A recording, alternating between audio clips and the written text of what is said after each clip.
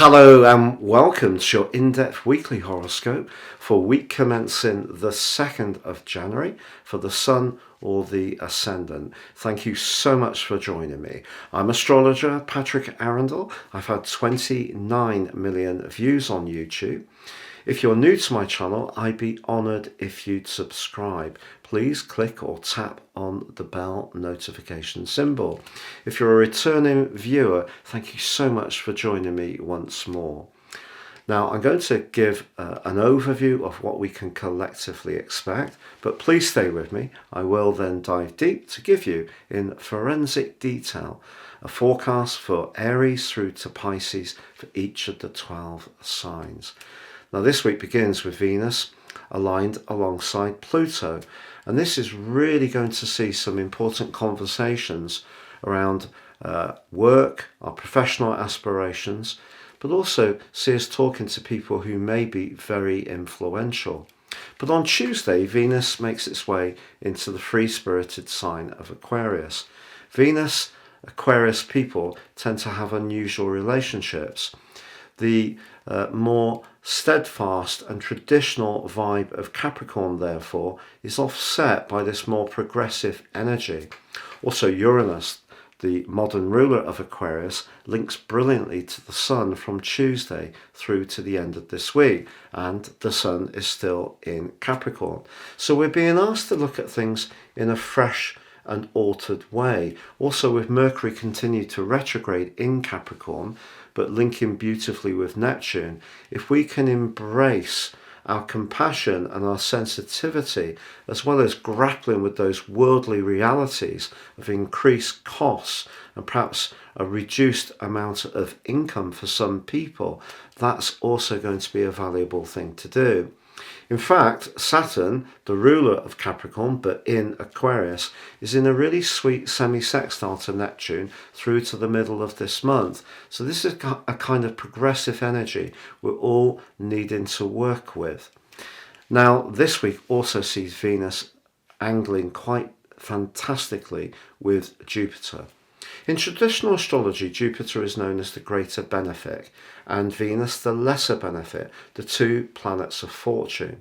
But their alliance at the early part of this year does bring the potential for some social connection, some interaction that's a little bit unusual. Very often we're all hunkering down, focusing on those New Year's resolutions, recovering from the cost of the festive expenditure, and perhaps in the Northern Hemisphere dealing with colder weather.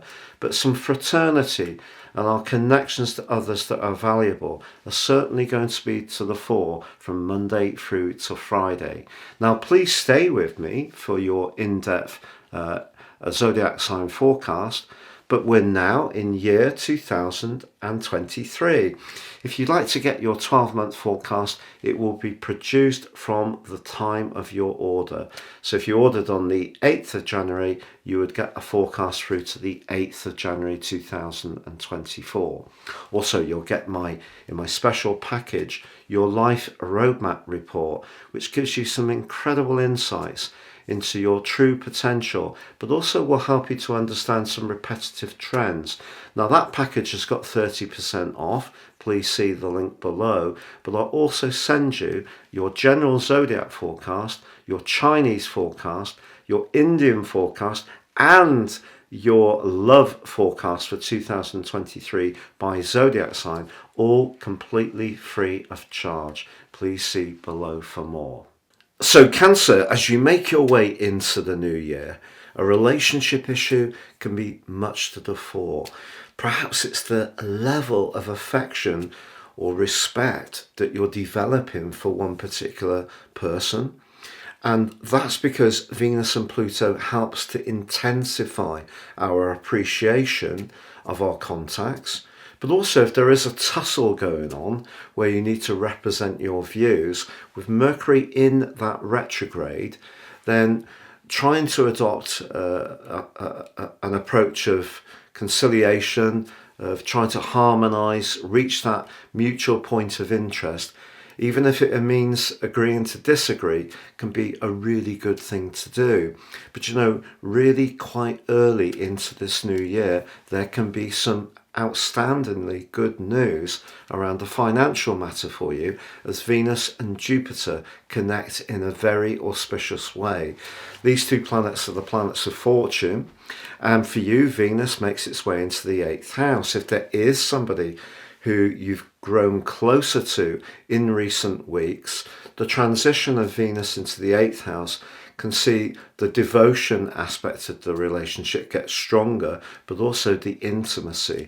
But in a more practical way, Venus in the 8th house could see you benefit from someone else's generosity. Or if you are in business for yourself, there could be an unexpected breakthrough in terms of a contract or a connection with someone influential. But of course, Mercury retrograde in the 7th house means you will need to work at keeping it clear, listening carefully to what people are saying, answering any correspondence, even digital correspondence, promptly so nothing slips your gaze. The Sun is also going to be forging a very enterprising link to Uranus. So the people that are really attractive for you are people with a big view of life, people who are perhaps progressive, who are prepared to work in a collective way. That really appeals to you through that particular influence. But also, right at the start of this week, I shouldn't forget to say the Sun is in an awesome angle with the North Node. So that too is in your 11th house. So along with Uranus, that's giving you a sense of optimism for what this new year can hold, and particularly in terms of the more idealistic side of your nature.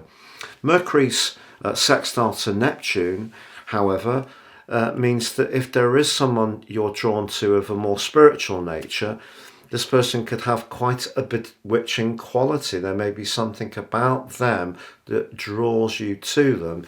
But of course, Neptune, even in a positive angle, can still be quite dreamy, a little bit a blurring of reality. So just be conscious of that if you are preparing to commit any time, energy, or more to any kind of relationship. You need to have real clarity around who does and contributes what.